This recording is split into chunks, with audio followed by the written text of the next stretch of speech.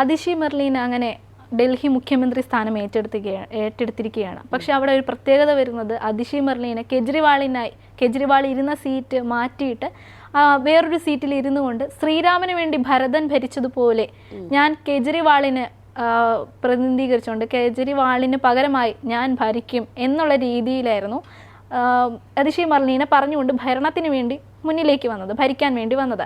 അതായത് ശ്രീരാമനുമായി കെജ്രിവാളിനെ ഉപമിച്ചുകൊണ്ടായിരുന്നു അതിഷി മെർലിനയുടെ ഈ ഒരു അഭിപ്രായം പറയുകയും ഭരിക്കാൻ വേണ്ടി ഒരുങ്ങുന്നത്.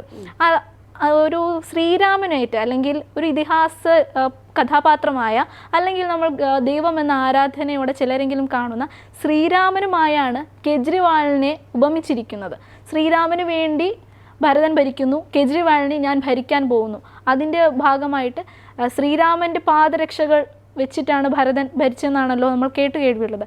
അതിന് പകരമായി കസേര ഞാൻ മാറ്റിയിട്ട്, കെജ്രിവാളിൻ്റെ ഇരുന്ന കസേര ഞാൻ മാറ്റിയിട്ട് അതിൻ്റെ പകരമായി മറ്റൊരു കസേരയിൽ ഇരുന്നു കൊണ്ട് ഞാൻ ഭരിക്കുന്നു.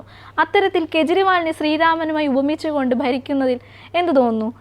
ഇതിപ്പോൾ കേജ്രിവാൾ കേസുമായിട്ടൊക്കെ ബന്ധപ്പെട്ട് ജയിലിലേക്കുള്ളിലായിരുന്നു. നമ്മൾ ആ വാർത്തകളെല്ലാം അറിഞ്ഞതാണ്. അപ്പോൾ സാധാരണയായി എല്ലാ സംസ്ഥാനങ്ങളിലും ഒരു മുഖ്യമന്ത്രിക്ക് നേരെ ഒരു ആരോപണം ഉന്നയിക്കുക, അദ്ദേഹം ജയിലിലേക്കുള്ളിലാക്കുക എന്നുള്ളൊരു സന്ദർഭം വരുന്ന സമയത്ത് എല്ലാ സംസ്ഥാന മുഖ്യമന്ത്രിമാരും ചെയ്യുന്നത് പോലെ തന്നെ എല്ലാവരും രാജിവെക്കുക എന്നുള്ളൊരു പർപ്പസിലായിട്ടാണ് കയറുന്നത്. അങ്ങനെ ഒരു നടപടിയാണ് സ്വീകരിക്കുക.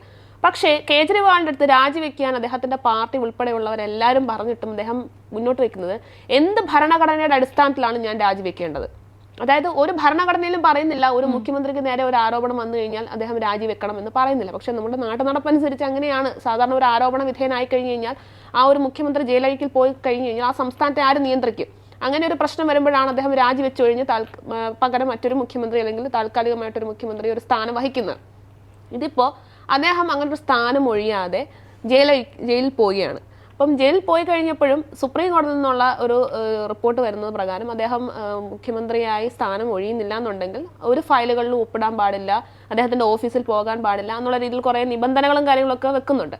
അപ്പോൾ അതുകൊണ്ട് അദ്ദേഹത്തിന് പ്രവർത്തനങ്ങൾ നടത്താൻ സാധിക്കുന്നില്ല. പക്ഷേ വളരെ കൃത്യമായിട്ട് തന്നെ കുറേ സമയം കിട്ടി. ജയിലിൽ കിടന്ന സമയത്ത് എല്ലാം വളരെ വ്യക്തമായിട്ട് തന്നെ പ്ലാൻ ചെയ്യാനുള്ള സമയം കിട്ടി. നമ്മൾ ശ്രദ്ധിക്കേണ്ട കാര്യം, ഡൽഹി മുഖ്യമന്ത്രി ആയിരുന്ന കേജ്രിവാളാണ് രാജ്യം ഭരിക്കുന്ന നരേന്ദ്രമോദിക്കെതിരെയും ആഭ്യന്തരമന്ത്രിയായിട്ടുള്ള അമിത്ഷായ്ക്കെതിരെയും നിന്ന് സംസാരിക്കുന്ന ഏക വ്യക്തി. മറ്റ് എല്ലാ സംസ്ഥാനങ്ങളിലും ഇപ്പം കേരളത്തിൽ പിണറായി വിജയൻ എടുത്തു കഴിഞ്ഞാൽ പിണറായി വിജയൻ മോദി സർക്കാരിനെതിരെ സംസാരിച്ചു കഴിഞ്ഞാൽ അതിനെതിരെ സംസാരിക്കാനായിട്ട് ഇവിടെ കെ സുരേന്ദ്രനും BJP പ്രവർത്തകരും എന്തുവേണ്ട പിണറായി വിജയൻ ജസ്റ്റ് ഒന്ന് സംസാരിച്ചു കഴിഞ്ഞാൽ അതിനെതിരെ നിന്ന് സംസാരിക്കാൻ ഇവിടെ സാധാരണപ്പെട്ട ജനങ്ങൾ വരെയുണ്ട്. അതുപോലെ തന്നെയാണ് സ്റ്റാലിൻ എന്തെങ്കിലും പറഞ്ഞാലും അതിനെതിരെ സംസാരിക്കാൻ അണ്ണാമലയുണ്ട്. അങ്ങനെ ഓരോ സംസ്ഥാനത്തിനും നിന്ന് പ്രതികരിക്കാൻ ഓരോ ജനപ്രതിനിധികൾ BJPയുടേതായിട്ട് തന്നെ അതേ സംസ്ഥാനങ്ങളിലുണ്ട്. പക്ഷേ ഡൽഹിയെ സംബന്ധിച്ചിടത്തോളം കേജ്രിവാളിനെതിരെ നിന്ന് സംസാരിക്കാൻ ഇതുവരെയും BJPയിലുള്ള ഒരു പ്രവർത്തകരും തയ്യാറായി മുന്നോട്ട് വരുന്നില്ല. അദ്ദേഹത്തിനുള്ള മറുപടി കൊടുക്കുന്നത് രാജ്യം ഭരിക്കുന്ന നരേന്ദ്രമോദിയും ആഭ്യന്തരമന്ത്രിയായിട്ടുള്ള അമിത്ഷായുമാണ്. അപ്പം എത്രത്തോളം കേജ്രിവാളിന്റെ ആ ഒരു ശക്തി പ്രഭാവം, എത്രത്തോളം അദ്ദേഹം പവർഫുൾ ആണെന്നുള്ളതിന്റെ ഒരു തെളിവാണത്. അത്രയും കേന്ദ്രത്തിൽ ഇരിക്കുന്നവരാണ് അദ്ദേഹത്തിന്റെ ചോദ്യങ്ങൾക്കുള്ള മറുപടി പറയുന്നത്. അത് മാത്രമല്ല, ജയിലിൽ നിന്ന് വന്നുടനെ അദ്ദേഹം പറയുന്നത് എന്താണ്, മനീഷ് സിസോദിയയ്ക്കും ഈ മുഖ്യമന്ത്രി പദവിയിലേക്ക് കയറാൻ കഴിയില്ല, അല്ലെങ്കിൽ അദ്ദേഹം ആകില്ല എന്നുള്ളൊരു പ്രസ്താവന വെക്കുകയാണ്. അതിന്റെ ആവശ്യം എന്താണ്? അപ്പം വെൽ പ്ലാൻഡ് ആണ് കേജ്രിവാൾ. തനിക്കെതിരെ വന്ന ആരോപണങ്ങൾക്കെതിരെയുള്ള ഒരു പ്രതിഷേധം, അല്ലെങ്കിൽ ഒരു 6 മാസ കാലയളവിൽ കെജ്രിവാൾ ജയിലിലിരുന്നപ്പോൾ എന്തായിരുന്നു താൻ ഇനി ചെയ്യേണ്ടതെന്നുള്ള കൃത്യമായ പ്ലാനിങ്ങിലൂടെയാണ്. അതായത് ഓരോ ദിവസം ഏതൊക്കെ വാർത്തകൾ എന്നെ സംബന്ധിച്ച് പോകണം, നമ്മളെ ആം ആദ്മി പാർട്ടിയെ സംബന്ധിച്ച് എന്തൊക്കെ വാർത്തകളാണ് മാധ്യമങ്ങളിൽ പോകേണ്ടതെന്ന് കൃത്യമായ പ്ലാനിങ്ങോടെയായിരുന്നു അദ്ദേഹം അവിടെ പ്രിപ്പയർഡ് ആയിക്കൊണ്ടിരുന്നത്. അതിൻ്റെ ഭാഗമായിട്ട് തന്നെയാണ് മനീഷ് സിസോദിയയെ മുഖ്യമന്ത്രി ആക്കുന്നില്ല എന്ന വാർത്ത ആദ്യഘട്ടങ്ങളിൽ വരുന്നു. പിന്നെ ആദ്യം വരുന്നു ഞാൻ മുഖ്യമന്ത്രി ആകില്ല എന്നുള്ളൊരു ഘട്ടം വരുന്നു. ആ വാർത്ത കത്തിക്കയറുന്ന സമയത്ത് സ്വാഭാവികമായിട്ട് എല്ലാവരും പറയുന്ന രണ്ടാമത്തെ പേര് മനീഷ് സിസോദിയയും മുഖ്യമന്ത്രി ആകില്ല എന്ന ഒരു വാർത്ത അദ്ദേഹം പുറത്തു പറയുന്നു. അത് ചർച്ചയായി നിൽക്കെ പറയുന്നു ഇനി അതിഷി മെർലിന് വരും. അപ്പോൾ സ്വാഭാവികമായിട്ടും ഈ മനീഷ് സിസോദിയയ്ക്ക് എന്ന് പറയുമ്പോൾ സുപ്രീം കോടതിയിൽ നിന്നും ഒരു രീതിയിലുള്ള വിലക്കുകളുമില്ല. ഒരു പേപ്പറുകളിലും ഒപ്പിടാൻ പാടില്ല, ഒരു രീതിയിലുള്ള ചർച്ചകൾ നടത്താൻ പാടില്ല, ഫയലുകളിലൊന്നും ഒപ്പുവെക്കാൻ പാടില്ല, അങ്ങനെയുള്ള ഒരു വിലക്കുകളുമില്ല. നിലവിൽ കെജ്രിവാളിന് മാത്രമാണ് അത്തരത്തിലുള്ളൊരു വിലക്കുള്ളത്. അപ്പോൾ എന്തുകൊണ്ട് മനീഷ് സിസോദിയെ ആ ഒരു സ്ഥാനത്തേക്ക് കെജ്രിവാൾ പരാമർശിക്കുന്നില്ല, റെപ്രസെൻറ്റ് ചെയ്യുന്നില്ല എന്നുള്ളതിന് നമുക്ക് കാണാവുന്നതാണ്. മനീഷ് സിസോദിയ ഒരിക്കലും കെജ്രിവാളിന്റെ കീഴിൽ നിന്നുകൊണ്ട് പ്രവർത്തിക്കുന്ന ഒരു ആം ആദ്മി പ്രവർത്തകനോ നേതാവോ അല്ല. ഒരു എന്താ അഭിപ്രായങ്ങളുണ്ട്.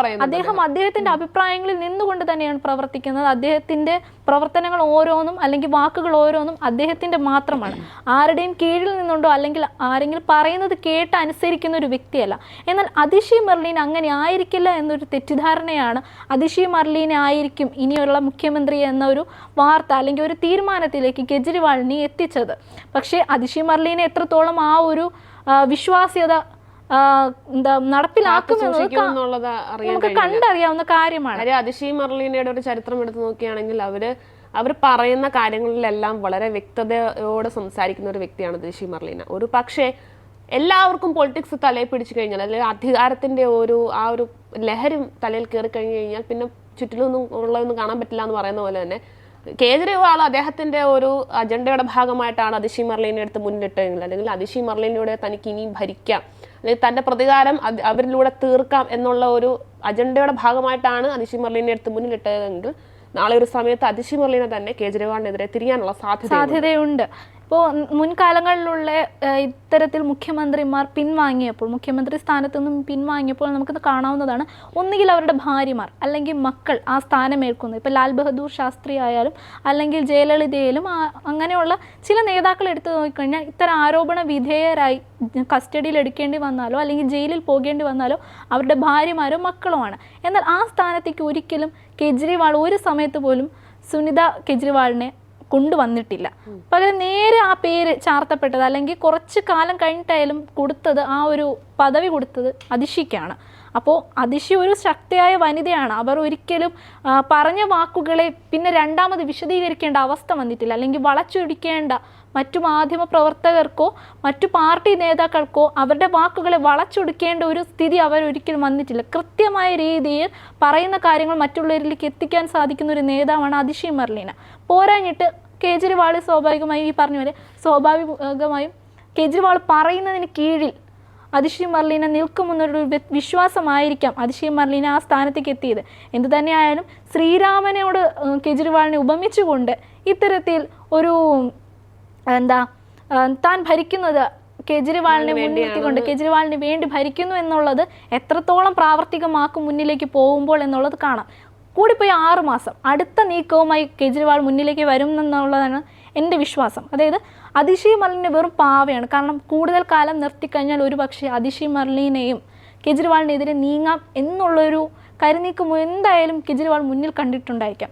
ഈ 6 മാസം കഴിയുമ്പോൾ അടുത്ത ആരായിരിക്കും എന്നുള്ള കൃത്യമായ ധാരണയോടുകൂടിയ തന്നെയാണ് കേജ്രിവാൾ ഇന്ന് അതിഷി മെർലിനയുടെ പേര് മുഖ്യമന്ത്രി സ്ഥാനത്തേക്ക് അഭിപ്രായപ്പെട്ടിരിക്കുന്നത്.